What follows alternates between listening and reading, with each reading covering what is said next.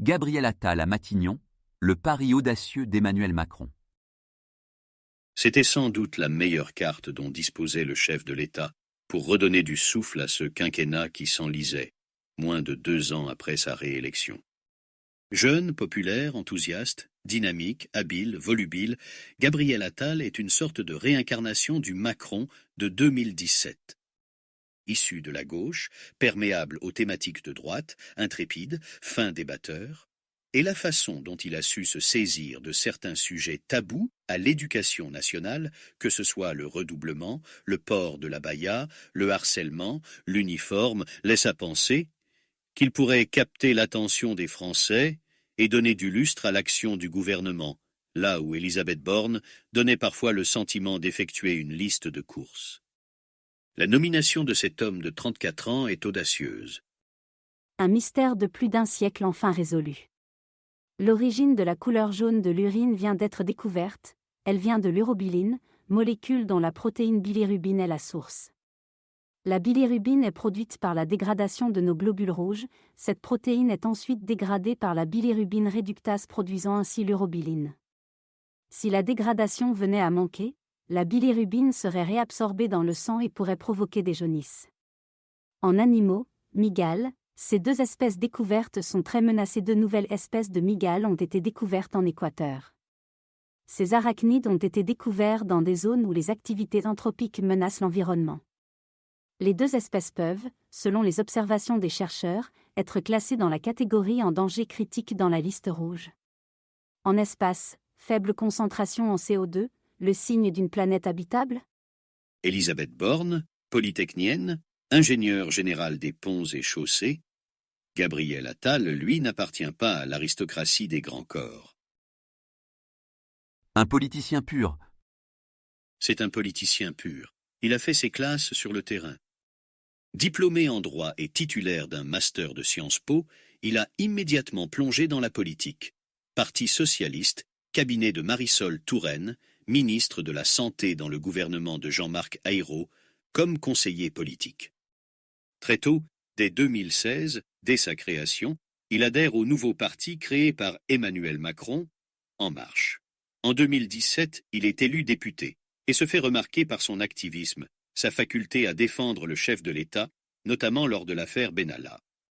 Dès 2018, à 29 ans, le voilà secrétaire d'État auprès du ministre de l'Éducation nationale et de la jeunesse, Jean-Michel Blanquer, ce qui en fait le plus jeune membre de gouvernement de l'histoire de la Ve République. 2 ans plus tard, il est propulsé porte-parole du gouvernement.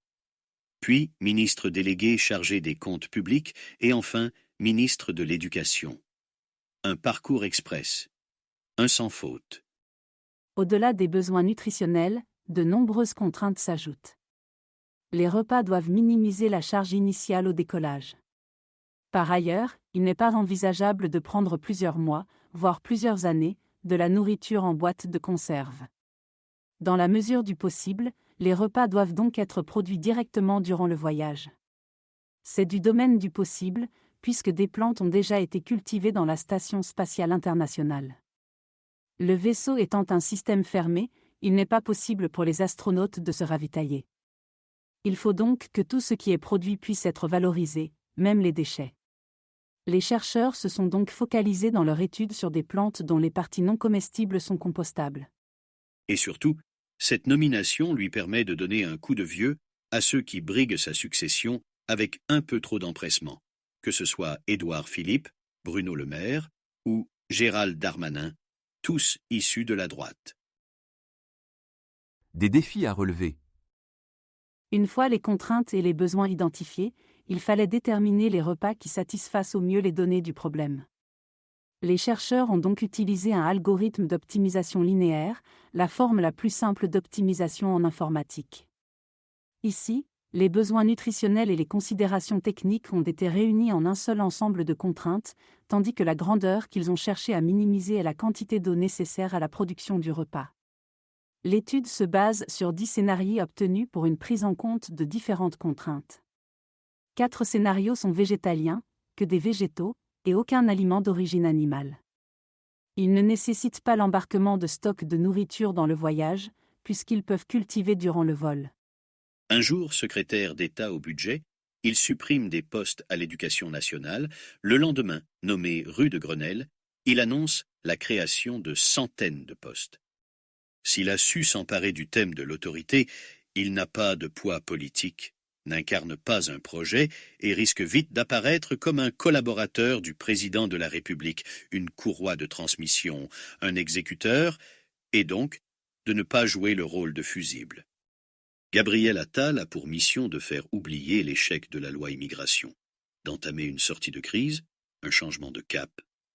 Mais quel cap? Avec quel soutien?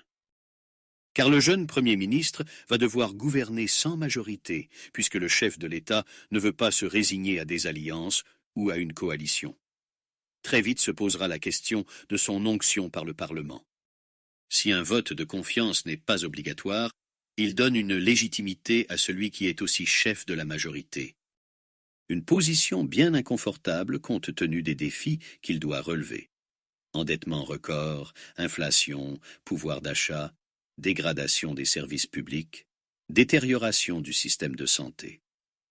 Gabriel Attal a, semble-t-il, un vrai don pour écouter, négocier, discuter, mais il lui faudra beaucoup d'habileté et d'inspiration pour dessiner un projet, donner corps à une ligne que le chef de l'État lui-même n'a pas réussi à définir depuis sa réélection.